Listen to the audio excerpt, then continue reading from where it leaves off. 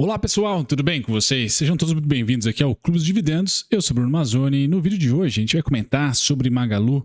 Eu já passando pelas pautas aqui, pessoal, talvez o vídeo sobre a Magazine Luiza, sobre as ações da Magazine Luiza, mais otimista aqui dos últimos tempos. Sim, otimista porque temos alvo para cima, minha tese continua a mesma, mas eu vou tentar trazer para vocês alguns dados agora pós-resultado, tá? Então eu vou trazer aqui a penetração dela online continua acima da pandemia, alguns fatos aqui da apresentação do resultado, a gente vai para os destaques financeiros aqui com o apoio do site Fundamentei, também depois com o apoio do site Fundamentei ao filme, né? Como é que está a evolução dos fundamentos da Magalu. Por fim, a gente estuda a curva de juros curta, que bateu em um dos nossos alvos perfeitamente. Então, finalmente, curva de juros curta começa a entregar para mim tudo aquilo que eu imaginava pós-PEC. Então, vou trazer essa prestação de contas para vocês. Demorou, mas chegou, tá? E agora, vamos dizer assim, a grande assimetria está na curva de juros curta. E por fim, curva de juros longa, DI 28 para frente, que eu vou passar para vocês, que tem bastante upside ainda, tá? E é ali que a nova âncora fiscal pode fazer a assimetria acontecer. E o Ibovespa, mesmo sem as commodities darem o ar da graça, pode ter nas small caps o mês de março, segunda quinzena, abril, etc., como sendo um mês aí importante, um mês de destaque. E por fim, é o gráfico da Magalu que eu vou trazer para vocês aqui, todo um contexto até na ótica do investidor. O que esperar da Magalu de março em diante? Qual é o meu cenário para Magalu, máxima e mínima, tá bom? Pessoal, sem mais delongas, eu passo agora para o disclaimer para vocês. E a gente vai começar comentando um pouquinho da apresentação, tá? Não muito diferente da apresentação do terceiro trimestre, tá? Deixa eu sair daqui, eu acho que essa telinha... Bacana, eu ainda posso ficar aqui, tá? Bom, penetração online continua acima da pandemia, né? Então, o tráfego que ela tem na sua plataforma, pessoal, continua sendo acima da pandemia. Aqui nós tivemos o primeiro trimestre de 2020, tá? E agora a companhia segura esse crescimento acima da pandemia, acima do que era ali a evolução de penetração online no varejo brasileiro, tá? Tem ali uma normalização bem acima aqui da mínima da pandemia. Então, a evolução que a pandemia trouxe, evolução entre aspas, tá, pessoal? Muito respeito a todas as famílias afetadas aí pela pandemia. Mas a evolução da utilização das plataformas online, haja vista aqui a plataforma de varejo, comprinhas online, ela não voltou, ela não regrediu ao pré-pandemia. Muitos fundamentos das companhias já regrediram já estão, né, no pré-pandemia, ainda bem. Mas no caso da utilização das plataformas, pessoal, de varejo, principalmente online, está acima, tá? E tende a ficar acima, tá? Então a própria companhia projeta uma estabilização desse movimento. Fato é que não deve aumentar, tá? Teremos lutas aí para aumentar, porque 2020 realmente representou ali uma corrida muito grande para as plataformas online e a total exclusão, ou muito próximo disso, das plataformas físicas. Agora a gente deve ter uma normalização acima de 2020 das plataformas online, não quer dizer que elas vão voltar a crescer em relação a 2020. 2020 realmente foi um choque, tá? Isso é importante, isso já ajuda a gente lá no final do vídeo a comentar um pouco sobre o gráfico, sobre os preços, a evolução dos fundamentos, tá? Outra coisa, e aqui um pouco bacana, né? Eu achei bem legal essa pesquisa que eles fizeram. Deixa eu sair daqui para ficar mais fácil. Óbvio que eles compararam contra o gigante chinês, né? Então aqui, pessoal, é o espaço que a Magalu vê, segundo as consultorias que ela contrata, né, de estudo, espaço para crescimento na tal penetração do varejo online, do e-commerce online. E eles comparam aqui, ó, enquanto a população da China é 7 vezes maior do que o Brasil, tá? O GMV, o lucro aqui que eles extraem das plataformas de e-commerce é 22 vezes o do Brasil. Então há ali a possibilidade do Brasil crescer, tá? Em todas as áreas, né? Só não eletrodomésticos, tá? Eletrodoméstico está bem parelho aqui com a China, a continha de eletrodoméstico, mas tem bastante a evoluir em vestuário, em eletrônicos, pet, nossa, tem muito a evoluir em pet, né? Talvez aqui o maior crescimento, tá? Artigos de casa também, autopeças não, autopeças só o Brasil tem crescimento, aqui a China nem aparece nesse bolho, tá? Então interessante, tem algumas categorias específicas, eu daria aqui bastante atenção em pet, tá? E beleza e cuidado pessoal, né? São duas características importantes que nosso e-commerce pode evoluir. Tá? Para não me estender muito na parte dos resultados, pessoal, acho que o que mais saltou os olhos de vocês foi essas vendas totais de 18 bilhões. Tá? E a companhia explora isso, com crescimento médio nos últimos 3 anos de 26%, pessoal, e aumento das margens operacionais. Então sim, a Magalu está indo bem, pessoal.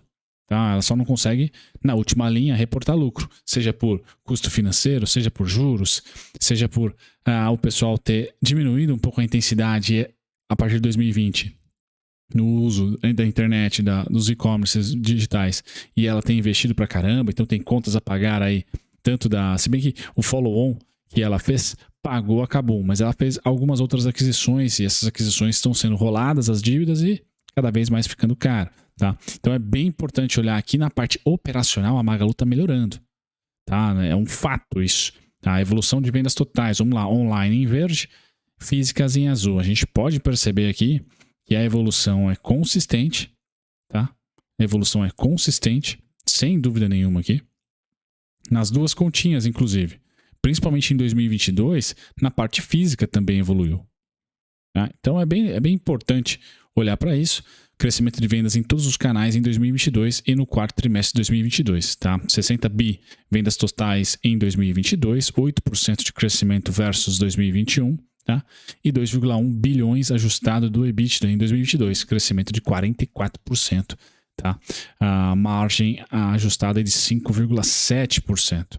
Tá? Magalu ganhou market share nas lojas físicas, atingindo 5,1 bilhões de venda. Eu acho que lojas físicas vocês não estão querendo saber, né? Estão querendo mais saber aqui, né? Nos últimos 3 anos, nosso e-commerce cresceu em média 44%, tá? Atingindo 13 bi no quarto trimestre de 2022. Acho que todo mundo quer saber mais aqui, tá? É dessa parte, tá? Evolução das vendas online. Tá? O salto gigantesco, tá, de 2020, ele se manteve em evolução, só não temos mais um salto em relação ao ano anterior. Tá? É um crescimento agora mais comedido, mas a empresa também cresce. Tá? 43,4 bi de vendas online em 22, 9% de crescimento em relação a 2021. Tá? 5,1 de pontos percentuais ganho de market share. Tá? Aqui teve um recuo de 5,8% no mercado online Brasil. Aqui é a famosa a sinal amarelo. Por quê? Alguém está ganhando. Tá? Aí nós temos que ir para Shopee, para Shein, para o próprio Mercado Livre, tá? Em algumas fases. Então, aqui é o estudo, pessoal. Acho que esse é o parâmetro de estudo. E quem for nerds aí, dá um Ctrl F. Não sei se a companhia divulga fácil aqui. É isso aqui, ó. 98% da dívida está no longo prazo. O longo prazo entre aspas, tá, pessoal? Distribuídos aqui em 2024 e 2026. Longo prazo é só o não circulante, mas é curto prazo aqui. Tá? Principalmente para quem acompanha aqui e tem ações elétricas, né? Aí sim sabe que é uma dívida de longo prazo. Tá? Encerraram o ano com 10,6 bi de caixa total. No trimestre, destaque para a geração de 2,2 bilhões de caixa operacional. Aqui é bem importante. FCO gerando 2,2 bi. Como eu falei, o operacional da companhia, pessoal, está saudável. Tá? Não está ruim, não. Tá? Posição do caixa total ajustado, 10,6 bi. A gente pode ver que aqui dezembro de 2022, então um aumento, né, uma geração de caixa aqui importante. Tá? A geração de caixa operacional 2 bi, no quarto tri foi 827 milhões, e 827 milhões em 2022. Tá? 98% da dívida está no, entre aspas, longo prazo, posição de caixa líquido aumentou. Tá? Então, posição de caixa líquido ajustado aqui, 1,6 vezes o EBITDA, tá ok. A empresa tá longe, pessoal, de quebrar. Tá? Aqui é importante, eu destaco finalmente a parte de redução de estoque, pessoal, a empresa conseguiu girar melhor. Tá? Então aqui também acho que a Faria Lima vai gostar. Quando ela olhou o prejuízo, as ações estavam caindo bastante. Mas aí quando o pessoal começou a esmiuçar o resultado, pessoal, acho que chegou aqui e começou a ver, assim, não um brilho nos olhos como o Mercado Livre, foi, tá? Mas um sorrisinho de canto de boca da Magalu, o que não aconteceu na Via. Tá? Então o Magalu acaba sendo a medalha de prata, o Bradesco do Itaú. Tá? O Itaú e o Banco do Brasil, medalha de ouro, Bradesco e Santander agora estão cada vez mais em terceiro e quarto. Tá? A Magalu acho que consolidou a medalha de prata. Tá? É importante vir lucro, pessoal. É importante vir lucro. tá? Mas é importante também saber que mesmo em um momento difícil da nossa economia, fiscal ligado e tudo mais, ela conseguiu melhorar a share em alguns pontos de venda, tá? Não em todos, ela diminuiu a participação com todos os novos entrantes aqui no Brasil, Shein, Shopee, etc. Ela, pessoal, conseguiu se segurar. De novo, medalha de ouro, Mercado Livre, prata pro Brasil aqui e ações na bolsa, né? A Magalu, certo? Então a gente tem aí depois a Via e lojas americanas, nem vou comentar muito aqui. Pessoal, essa parte dos fundamentos que eu queria deixar para vocês, acho que isso é importante, tá? Nos últimos 3 anos, o marketplace da Magalu apresentou um crescimento médio de 58%, tá? Alguns destaques que eu já falei. No filme, como que fechou 2022, pessoal? A Magalu fechou 2022, tá? Com uma dívida líquida EBITDA não ajustado aqui, tá? Só o EBITDA convencional, 2,3 vezes, tá ok, tá? Gerou caixa nesse quarto tri, ótimo, e o prejuízo acumulado de 2022 é de 500 milhões, com uma ajuda dos impostos, tá? Então, desde 2021 tem aqui uma receitinha vindo de impostos, tá? O que torna o resultado da Magalu ainda um pouco, vamos dizer, limpo, tá? Mas assim, dentro do que o mercado estava esperando, veio menos pior, queimou caixa em 2022, sem dúvida nenhuma, por isso que é importante pôr dinheiro para dentro, tá? É importante que nós tenhamos a Magalu aí em lucro já em 2023. Se vai ser no primeiro tri, pessoal, não sei. É sempre mais fraco o primeiro tri, mas a gente tende a esperar aqui e precisa esperar lucro. Por quê, pessoal? Ela teve déficit em 2015, recessão, mas já lucrou em 2016. Tá? E já era lucrativo em 2014. Beleza? O governo atual incentiva consumo. Então é difícil imaginar a Magalu deficitária em 2023. Vai ser uma surpresa, se for, pessoal, muito provavelmente vai micar, tá? Não é essa a minha tese. Olhando para a curva de juros, pessoal, a curta chegou no nosso alvo, então quem acompanha, né, esse gráfico aqui, que há muito tempo já compartilho com vocês, né, para quem é mais antigo de canal, então chegou no primeiro alvo, 12,17. Eu tenho até o 11,75, tá? Então, mais 0,50 de queda em relação ao fechamento ali, 0,75 de queda em relação ao fechamento, quase. Sim, agora o próximo alvo está aqui em 12,60 de venda, tá? Então, a setinha vermelha eu já posso começar a abaixar um pouco ela, tá? Dentro de um movimento normal, seria interessante a curva de juros não romper aqui mais os 12,60. Pode romper, pessoal, e até os 13? Pode, sem problema nenhum, tá? Só não vou vou traçar aqui, né? Gostaria que não acontecesse. Então as setinhas vão ficando menores, cada vez mais os juros curtos devem se estabilizar entre 11,75 e 12,25, 12,17. Tá? Então os juros curtos terminou a sua trajetória, pessoal, mas a Magalu não bateu no meu alvo ainda. Tá? Aonde eu vou me socorrer aqui para ter mais um ganho na Magalu? Nos fundamentos? Pode ser daqui a 3 meses, daqui a 2 meses, né? Começa a bateria aí do primeiro trimestre, lá em maio, tá? E no juros longo, pessoal, se a Faria Lima comprar positivamente o arcabouço fiscal, pessoal, o juro longo, que não tem nada a ver com a crise de crédito, por isso que está demorando mais para cair, tá? O juro longo cai também. Cai até onde, pessoal? O juro longo vem até os 11,80, 11,75, tá? Então a gente vai ter a estabilização de juro longo e juro curto, na minha opinião, nos 11,75, nesse ato entre março, abril e maio. Beleza?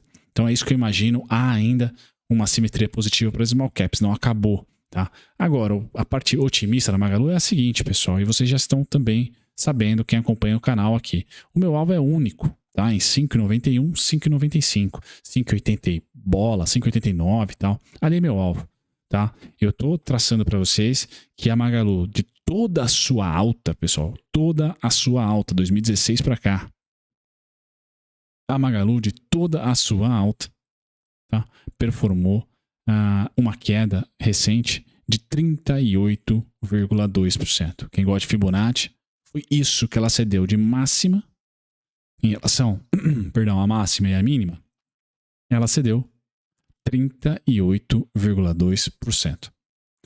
Tá? Então você que comprou em 2016, 2017, né, vai estar ainda ganhando muito dinheiro. Certo? Beleza. Em relação à análise técnica, o que eu coloco aqui? Comportamento. Tivemos aqui uma interação vendedora, tá? Tivemos aqui muita interação, muito equilíbrio Veja, essa aqui eu nem dou destaque, mas esse aqui eu dou destaque, pessoal. Tá? E depois o grande destaque, o vendedor está aqui. Então, qual que é meu alvo olhando para esse tipo de análise, pessoal? Meu alvo de alta não pode sair desse redemoinho aqui, ó. Tá? É aonde a Magalu vai. Então, eu vou ser conservador, 5,91, 5,95 e o VWAP vendedor da máxima está lá já. Então, se porventura a gente segurar aonde era alvo nosso, também, quando eu vou lá pro gráfico diário, eu já vou daqui a pouco, vou mostrar para vocês aonde ela parou especificamente em relação ao vídeo anterior. Tá? Então, eu tenho os principais suportes, pessoal, em 2,13, 1,59, 2,13 já bateu, tá? Foi lá que eu fiz um trade, por sinal. E agora o suporte está em 3,18, 3,43. Fechou lá, 3,40. Alvo em 5,91, 5,95. Esse é meu cenário para os próximos 3 meses. Melhor compra, melhor venda. Tá? Quando eu vou para o gráfico diário, tá? E aí vocês têm todos os pontos, né, do vídeo anterior, tá aqui, ó. Tá? Tá aqui. Então o que eu acho que vai acontecer com a Magalu tá praticamente na foto desse gráfico aqui. Tem o alvo máximo em 5,89, 5,91, 5,95. Ótima compra depois da alta pós-PEC. Então, toda vez que temos política fiscal expansionista, os ativos de consumo sobem. Tá? Agora, quem está otimista que nem eu, esse movimento seria o perfeito. Tá? 5,80, 5,78, 5,89, 5,95, 5,91. Ali é o máximo para o ano, pessoal. Tá? E a mínima para o ano que eu tenho está circulado por aqui. 2,13, 1,59. No gráfico diário tem o 2,36, o 2,58, que já performaram boas compras, o 2,18. Tá? Mas os principais, 2,13, 1,59. Meio do caminho, 3,18, 3,43. Paramos lá essa semana. A fim do caminho, 5,89, 5,95, pessoal. Certo? Estabilização dos juros, corte leve, estabilização da Magalu e das small caps que tendem a ser lucrativas. Eu estou esperando para esse ano de 2023 a Magalu ser lucrativa, tá? Devido a todo o esforço fiscal que o governo fez e o anterior também, e agora vai continuar a fazer, tá? Para o consumo. Então não sou short, né, em empresas de construção de empreendimentos populares, retorno de várias obras aí, e também ao incentivo ao consumo. Tá? Não acho que a história vai ser diferente. A história rima, já sei como o governo Lula é ou foi. Então eu vou mais ou menos colocar naquele parâmetro. Beleza, pessoal? Gostou do vídeo? Deixa um like. Não gostou? Deixa um dislike.